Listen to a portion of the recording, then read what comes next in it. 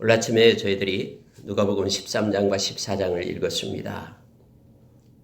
벌써 일주일이 지나고 또 금요일 아침이 되었습니다. 진짜 세월이 너무나 빨리 지나간 것 같습니다.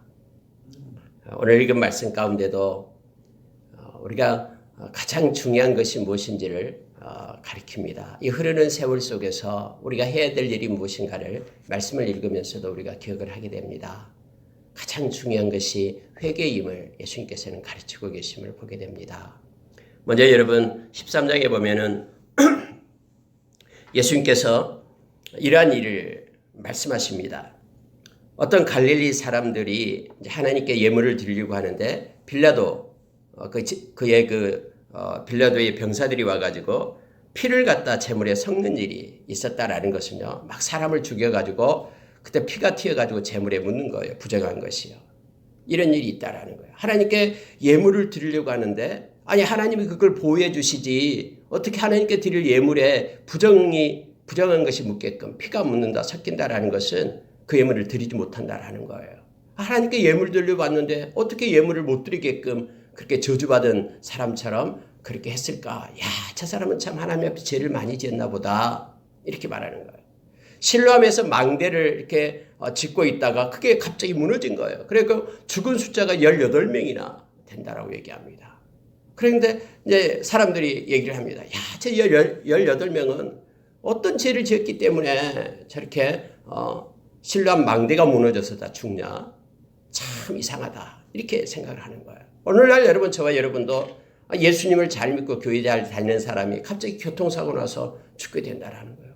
그러면은 잘못 생각해가지고, 야, 저 사람은 무슨 죄가 있어서 어떻게 교통사고 나가지고, 또 어떤 사람이 막 중대한 질병에 걸렸어요. 저 사람은 무슨 죄가 있지? 그 큰 질병에 걸려가지고 저럴까? 이렇게 잘못 생각할 수가 있다는 거예요. 예수님께서는요, 이렇게 말씀하신 거예요. 그들이 죄가 많아서 그런 것이 아니다. 갈릴리에 있는 사람들, 그리고 예루살렘의 그 성대, 예루살렘의 그 망대가 무너진 그곳에, 그러니까 예루살렘에 있는 사람들, 그 사람들이 죄가 없어서 지금 살아있는 것이 아니다라는 거예요. 죽은 사람이든 아니면은 지금 살아서 갈릴리에 있거나 예루살렘에 있는 모든 사람이든 그들이 만약에 회개하지 않냐면은 다 망하리라. 예수님께서 이 말씀을 하는 거예요. 그러니까 이 세상에서 일어나는 모든 일, 그 표면적인 일 가지고 사람을 판단하지 말라라는 거예요. 중요한 게 뭐냐면은 정말로 회개한 사람인가, 회개하지 않는 사람인가, 이게 중요하다라고 예수님께서 말씀하시는 거예요. 천국은 죄를 짓지 않는 사람이 가는 것이 아니라 회개하는 사람이 가는 곳이다라고 예수님은 지금 명확하게 우리에게 가르치고 있는 내용입니다. 이 세상에서 어떠한 죄를 지었든 이 세상의 모든 사람들은 다 죄인입니다. 그래서 우리가 진심으로 회개하지 않으면 천국에 이를 수 없다라고 우리 주님은 그렇게 가르쳐주고 있습니다. 그러면서 여러분, 예수님께서는요, 무화과나무 비유를 해요. 한 사람이 포도원에다가 무화과나무를 심었어요. 나무를 심은 것은 당연하죠. 그 열매를 맺힌가 보려고, 열매를 얻기 위해서 나무를 심은 거잖아요. 근데 1년, 2년, 3년도 기다려도 열매가 맺히지 않는 거예요. 무화과나무가 안 맺히는 거예요. 이 3년을 기다렸다라는 것은 원래 3은 완전수잖아요. 완전수기 때문에 여러 해를 기다렸다라는 뜻이에요. 참고 올해는 맺히겠지. 참고 그래도 맺히지 않는 거예요. 그래서 안 되겠다. 이 무화과나무를 없애야 되겠다라고 생각하는 거예요. 땅만 버린다. 해서 없애려고 하니까 거기에 있는 포도원 지기가 말하기를 금년만 그대로 두소서 내가 두릅하고 거름을 주겠습니다. 근데 이후에도 만일 열매가 열면 좋거니와 그렇지 않으면 그때 가서 찍어버리소서 해서 다시 또 읊조리는 거예요. 한 번만 더 참아보세요. 여러분, 이 비유가 무슨 비유인지 아십니까?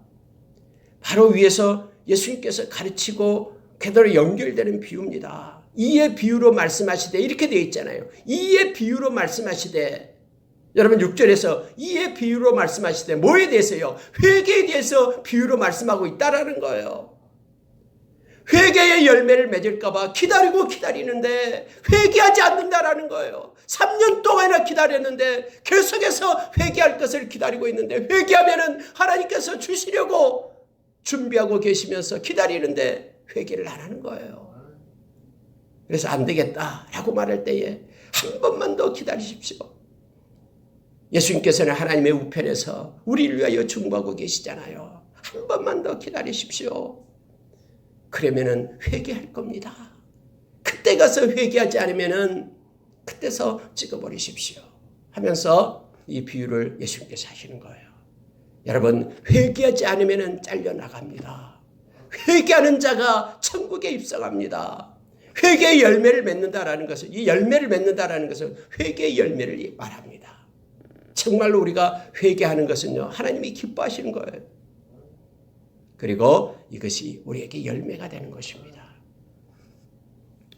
우리는 늘 회개하기를 원합니다. 그러려면 성령께서 우리 마음 가운데 가르쳐주는 것을 우리가 그대로 순종하면서 회개하기를 원합니다. 왜냐하면 이 성령님께서는 우리에게 죄에 대해서, 또 의에 대해서, 심판에 대해서 책망하신다고 했습니다. 성령님이 회개의 영을 우리에게 부어주어야 우리가 진실로 회개할 수 있습니다. 그래서 우리가 늘 성령 충만해서 성령께서 가르쳐준 대로 회개하며 하나님 앞에 거룩한 자로, 그래서 예수님의 보혈을 힘입고 정결한 자로 우리가 서기를 원합니다. 여러분, 안식일에 대한 내용은요, 13장도 14장도 계속해서 나옵니다. 안식일에요, 한 여인을 예수님께서 고쳐줍니다. 근데 그 여인은 허리가 꼬부라졌다고 얘기합니다. 펴지를 못해요. 귀신이 들려 있고요, 허리가 꼬부라져서 귀신들이 들려 앓으면서 조금도 펴지 못하면서 허리를 붙잡고 살았는데 그 횟수가요 18년이에요. 여러분, 이상하죠? 아까 실로암 망대가 무너져가지고 죽은 사람의 숫자가 18명이었어요. 이 여인도요, 갑자기 예수님께 안식일에 고쳐준 이 여인도, 여러분, 귀신 들려가지고 허리가 꼬부라져 펴지 못하고 평생 엎드려서 살았던 그 여인도 18년 동안이나 그랬다라는 거예요. 근데 여러분, 그래서 이 18년 동안이나 위에서 말하는 그 망대가 무너져서 죽은 숫자가 18명이다라는 것은요, 그렇게 고통스럽고 어려운 그런 기간을 얘기하는 거예요. 귀신들에게 붙잡혀서 살아가는 그런 많은 세월들, 회개하지 않는 상태로 살아가는 그런 많은 세월들, 이것을 예수님께서 안식일에 이제 고쳐준 거예요. 그랬더니 사람들이 야단납니다. 회당장이 안식일에 병을 고쳤다라고 막 말하는 거예요. 거기에 예수님께 병을 고치는 무리들에게 막 분을 내면서, 화를 내면서, 일할 날이 엿새가 있으니 그동안에 와서 고침을 받을 거지 안식일에는 너희들 고침받지 마라, 병든 채로 그대로 있으라라는 거예요. 안식일에. 예수님께서는 이 말을 듣고요, 이렇게 말합니다. 외식하는 자들아 하면서 똑같이 13장과 14장에서 비유를 얘기합니다. 왜냐하면 14장에서는 그 한 바리새인 집에 들어가서 식사를 하고 있는데, 이 바리새인과 서기관들이 예수님께 물어요. 안식일에 병 고치는 것이 맞습니까? 틀립니까? 라고 예수님께 물어요. 근데 예수님께서 그때도 하시는 말씀이 뭐냐면은 이렇게 말씀을 합니다. 너희 중에 누가 아들이 또 소가 물에 빠졌으면 안식일에라도 곧 끌어내지 않겠느냐? 네 사랑하는 아들이 지금 물에 빠졌어요. 건져내지 않으면 죽어요. 근데 안식일이에요. 그러면은 그거 건져내지 않겠느냐? 사랑하는 아들이 죽어가고 있는데 그거 안식일에 건져내는 것 당연하지 않냐? 생명 얻는 것 안식일에 하는 것 당연하지 않냐라고 예수님이 가르치고 있는 거예요. 18년 동안이나 귀신에게 붙잡혀가지고 허리 한번 펴지 못하고 그렇게 고통 중에 있는 것을 지금 고쳐내는 것, 이거 당연하지 않냐? 예수님께서는 지금 안식일에 그를 고쳐줍니다. 여러분, 여기에서요, 그릇된 신앙의 고집이 있어요. 여러분, 뭐 몇십 년간 예수를 믿는 사람이다고요. 그러면서 이 신앙의 고집을 가진 사람들이 있어요. 우리는요, 우리의 고집을 가지면 안 됩니다. 우리는 말씀대로 살아야 되지. 말씀에서 떠난 우리의 신앙의 고집을 가지고 그릇되게 하면 안 돼요. 누가 그러냐면 이 회당장이 그래요, 지금.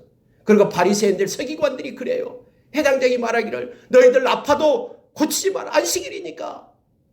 예수님은 그렇지 않다라고 지금 말씀하고 있는데 그들은 그렇게 말해요. 안식일의 주인인 예수님께서 그렇게 말하는데 지금 생명 살리고 구원 얻는 역사는 계속해서 안식일에도 쉼없이 이루어지고 있잖아요. 그래서 예수님이 이렇게 말하죠.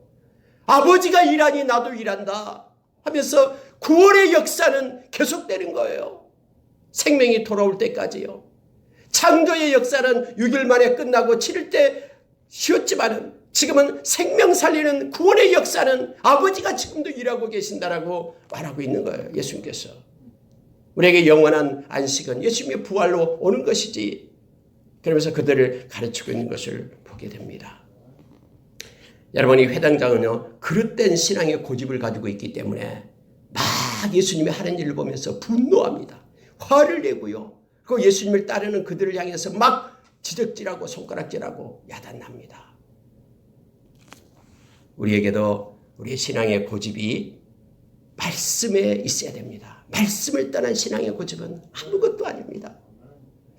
그래서 여러분, 예수님께서 이렇게 말씀합니다. 여러분, 실제요, 그때 당시에도요, 그들이 잘 몰랐어요. 안식일을 기억하여 그날을 거룩하게 라고 말했을 때도요. 여러분, 안식일에 아이가 태어나요? 만약에. 아니, 안식일에 아이가 태어날 수 있죠. 뭐 애가 태어나는데 막 정해놨습니까? 그때 수술도 하는 것도 아니고. 그러면 아이가 태어나는 것은 그냥 놔둬야 됩니까? 안식일인데? 아니에요. 아이가 태어날 때는 반드시 안식일에도 그를 생명을 살려내야 돼요. 안식일에 사람이 죽을 수 있잖아요. 하나님께서 생명을 가져가면요, 안식일에 죽는 거예요. 뭐 안식일은 피해서 죽습니까? 사람이 죽을 때도요, 그 죽은 사람을 그대로 놔두면 안 돼요. 장사를 지내야 돼요. 이게 율법이었어요. 그런데도 이 백성들은, 이스라엘 백성들은요, 또 제사장들이나 바리새인들이나 그리고 여기 있는 회당장들이나 이것을 몰랐어요. 그런 일을 하면서도 18년 동안이나 꼬그라져 있는 그들, 귀신에 붙잡혀 있는 그 생명을 구하는 예수님을 막 욕하고 막 화내고 분노하고 이랬다라는 걸 알게 됩니다. 그릇된 신앙 고집 때문에 그들이 그랬음을, 말씀을 잘 알지 못했기 때문에 그렇게 행했음을 우리는 압니다. 여러분, 17절을 보면은 예수께서 이 말씀을 하심에 모든 반대하는 자들은 부끄러워하고 온 무리가 그가 하시는 모든 영광스러운 일은 기뻐하니라. 그래요. 부끄러워하는 자가 있고요, 기뻐하는 자가 있습니다. 말씀을 따라서 하나님, 우리 주님이 행하는 일에 박수치면서 하나님 편에, 우리 주님 편에 선 사람은 이렇게 기쁨을 얻어요. 그러나 자기의 그릇된 신앙 고집을 가지고 살아가는 사람은요, 언제나 부끄러움을 당하게 됨을 성경은 가르쳐주고 있습니다. 여러분, 그러면서 예수님께서는 그들에게 하나님의 나라를 가르칩니다. 하나님의 나라를 두 가지로 해서 가르치는데, 하나님의 나라는 누룩과 같다. 그리고 하나님의 나라는 겨자씨와 같다. 이 두 가지를 가르쳐줘요. 하나님의 나라는, 이 겨자씨는요, 조그마한 씨지만은 그가 땅에서 썩어져서 나무가 되어 나오면은요, 많은 새들이 깃들일 만큼 엄청나게 그렇게 커진다라는 거예요. 하나님의 나라의 외적 성장을 말하고 있습니다. 또한 하나님의 나라는 이 누룩과 같다라고 말하면서요, 이 누룩은 보이지 않지만은 이 빵 속에 들어가면은요, 전체 큰 동이를 갖다 부풀어 오르게끔 한다라는 거예요. 이것은 내적 성장을 말하고 있습니다. 여러분, 하나님의 나라는 지금도 하나님의 신실한 종들에 의해서 하나님의 나라는 점점점 확장되고 있음을 보게 됩니다. 내적으로 더 커질 뿐만 아니라 외적으로도 열방 곳곳에까지 하나님의 신실한 자들을 부르고 있는 그런 하나님의 나라, 하나님의 나라가 곳곳에 이루어지고 있음을 알게 합니다. 우리 주님 오실 때까지 여러분, 교회는 절대로 소멸되지 않습니다. 교회는 없어지지 않고요, 세상의 소망은 교회고요, 비록 핍박을 받고 힘듦을 당하나, 그러나 하나님께서는 당신의 백성들, 신실한 자들을 통해서 곳곳에서 하나님의 나라를 확장시킵니다. 주님 오실 길을 그렇게 예비하고 있음을 보게 됩니다. 세상에서 없어지지 않는 것은 가정과 그리고 교회입니다. 악한 자들은 이걸 알기 때문에 수없이 가정을 흔들어서 깨려고 하고요, 그리고 교회를 흔들어서 넘어뜨리려고 합니다. 그러나 저와 여러분은 교회의 머리 되신 우리 주님, 그리고 가정을 만드셨던 하나님, 하나님께서 붙잡고 있기 때문에 주님 오실 때까지 영원할 것임을 압니다. 에클레시아 교회는 영원합니다. 세상의 소망은 교회밖에 없고요. 물론 사람들의 모임이 있기 때문에 교회도 이런저런 막 그런 핍박을 받고 또한 잘못된 것 때문에 무너지기도 합니다. 그러나 성경적인 교회, 하나님의 말씀을 붙잡고 있는 교회는 영원합니다. 그리고 여러분, 이것이 하나님의 나라임을 그렇게 성장을 말씀해 주면서 예수님께서는 다음 질문을 받습니다. 참 이 질문 보시면요, 예수님의 답을 보시면 우리가 마음속에 깊이 생각해야 됩니다. 어떤 사람이 23절에 보니까 주여 구원을 받는 자가 적으니까, 이것을 묻는 거예요. 예수님, 구원을 받는 자가 많습니까? 적습니까? 여러분, 많을 것 같아요? 적을 것 같아요? 예수님의 대답은 적다였습니다.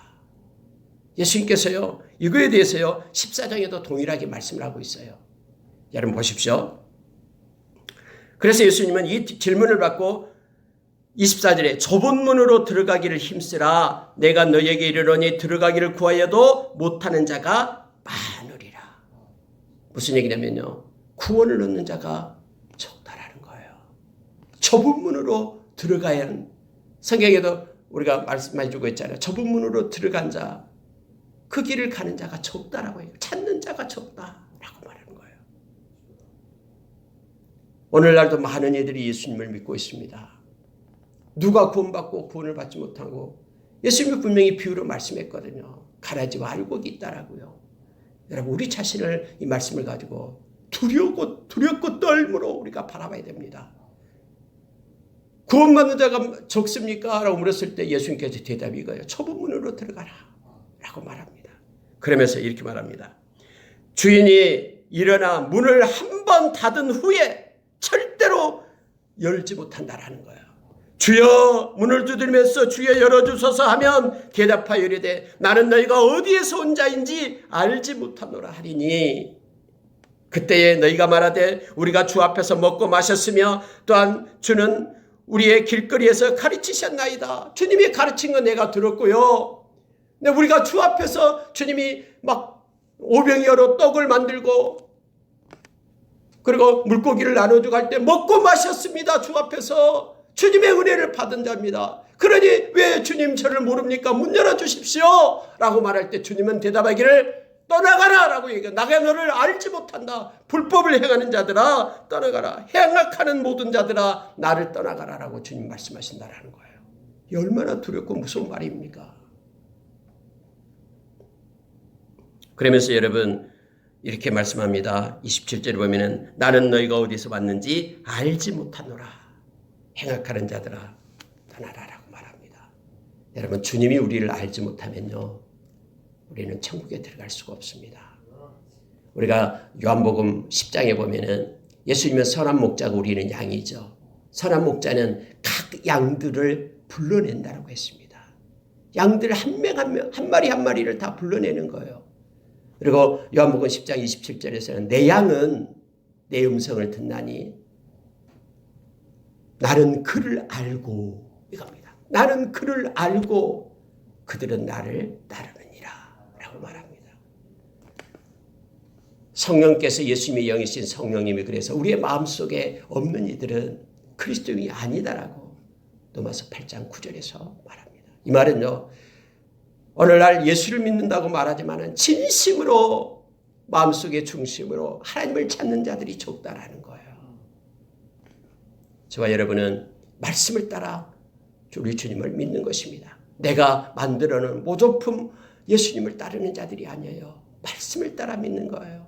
요한복음 1장 12절에서 우리가 그를 영접하면 우리는 하나님의 자녀가 되는 권세를 받았다고, 이것이 믿는 것이다라고 말하죠. 진심으로 마음으로 믿어 의에 이르고 입으로 시인하여 구원에 이른다라고 로마서 10장 10절에서 우리에게 말해주고 있죠. 우리는 말씀을 믿는 거예요. 감정을 따라 예수를 믿는 게 아니고요, 말씀을 따라 믿는 자들임을 성경은 가르쳐줍니다. 예수님께서 이렇게 말씀합니다. 아브라함과 이삭과 야곱과 모든 선지자는 하나님의 나라에 있고 너희는 밖에 쫓겨난 것을 볼 때에 거기서 슬피 울며 이를 갈리라. 주님을 알고 진실되게 주님을 믿는 자가 되어야 됨을 성경은 말합니다. 그리고 사람들이 이제는 동서남북으로부터 많이 천국에 이르게 될 것이다 라고 말하죠. 이것은 무슨 얘기냐면요, 열방 곳곳에서 하나님을 믿는 백성들이 하나님께로 오게 될 것이다. 진실로 믿는 백성들이 오게 될 것이다 라고 성경은 말해주고 있습니다. 여러분, 이제 14장으로 가면은요, 14장에 이렇게 말씀을 합니다. 한 바리새인 집에서 이제 아까 안식일에 병 고치는 얘기를 하는데요,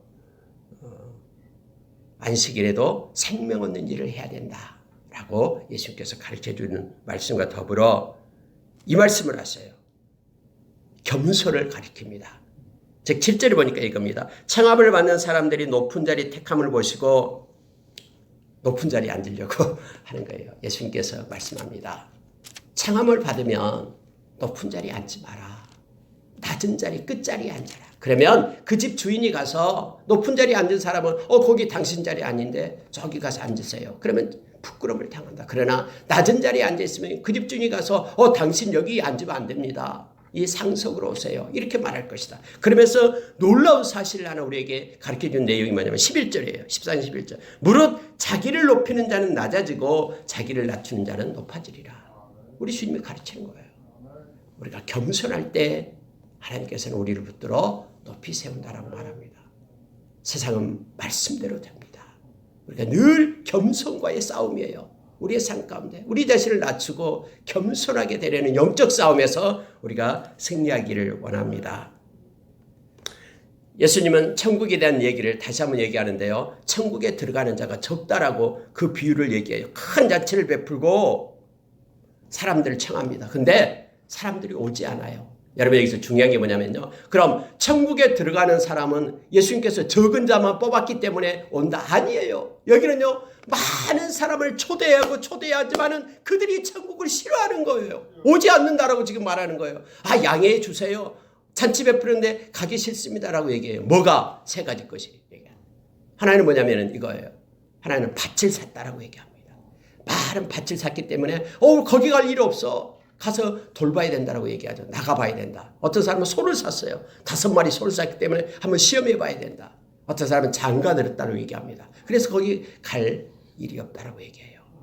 여러분, 이런저런 핑계가 다 있어요.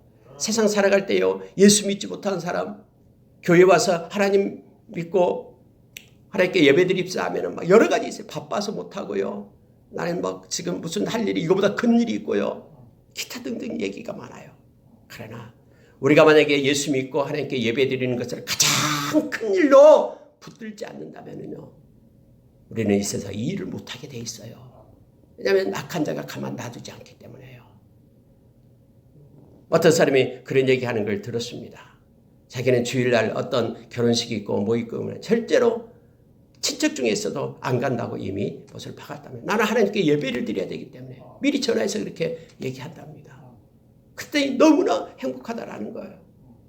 우리 교인 중에 그렇게 말하는 이들이 있었습니다. 여러분, 우리에게 우선순위가 정해져 있지 않으면, 하나님이 우선순위라는 걸 정해져 있지 않으면요, 세상 우리를 막 뒤흔들어요. 그래서 천국잔치에 참여하지 못하게끔 그렇게 합니다. 우리가 우리 자신을 지켜내야 됨을 알게 합니다. 여러분, 말씀을 마치겠습니다. 이 말씀만 보고 마치겠습니다. 자, 25절에서 35절까지는 뭐냐면요, 예수님이 가르쳐준 내용이에요. 내 제자가 되려면 이 말을 하는 거예요. 여러분, 예수님께서는 수많은 무리가 함께 가는데요, 돌이켜서 이 말씀을 합니다. 내 제자가 되려면 이거예요 하면서 세 가지를 얘기합니다. 26절에는 뭐냐면은, 물은 내게 오는 자가 자기 부모와 처자와 형제와 자매와 더욱이 자기 목숨까지 미워하지 않으면 능히 내 제자가 되지 못하고. 여러분, 그럼 우리가 미워해야 됩니까? 그 얘기가 아니에요. 나를 가장 사랑해야 된다라고 말하는 거예요. 만약에 여러분, 이게 부모와 자녀와 또 여러 가지 목숨, 이것을 더 사랑하게 되면은요, 이러한 일이 닥칠 때에 예수님을 떠나게 돼요. 예수님의 제자가 되지 못하게 됩니다. 예를 들어 부모님이 너 교회 다니면 안 돼, 예수 믿으면 안 돼. 알겠습니다. 예, 부모님 때문에 예수 못 믿게 됐다면은 그런 천국 백성이 아니죠. 여러분 이렇게 하나 있습니다. 그러면 미워한다라는 것이 바로 그 내용이에요. 무슨 얘기냐면은 우리는 하나님을 사랑할 때 그 사랑이 동력이 되어 부모도 사랑하고 형제도 더 많이 사랑할 수 있는 거예요. 요즘에 여러분 막 세상이 너무나 험하잖아요. 막 가정이 막 힘들잖아요. 형제끼리 싸우고 야단이잖아요. 하나님을 사랑하는 그 사랑이 첫 번째로 있을 때 그 사랑이 가지고 힘이 되어서 형제자매를 사랑할 수 있는 거예요. 지금 예수님은 이걸 원하는 것입니다. 두 번째로 여러분요. 27절이죠. 누구든지 자기 십자가를 지고 나를 따르지 않는 자도 능히 내 제자가 되지 못하리라. 자기 십자가를 진다라는 것이 뭐냐면 생명 걸고 예수님을 따른다라는 거예요. 생명 걸고. 예수 믿는 것이 생명 걸어야 돼요. 예수 믿는 것이 쉽게 된 것 아니에요. 왜냐하면 천국에 들어가는 것이요. 그렇게 만만하겠습니까? 세상에요. 영원한 거예요. 제가 어제 차를 타고 가면서 이걸 생각해 봤습니다. 이 세상 100년이고 이 세상 100년에 천국에는 영원이잖아요. 그러면서 난 억만 년만 한번 생각해 봤어요. 억만 년. 천국은 억만 년 계속 갈 텐데 억만 년. 하고 이 세상에서 100년을 내가 산다. 100년을 생각해 보니까요. 100년은요.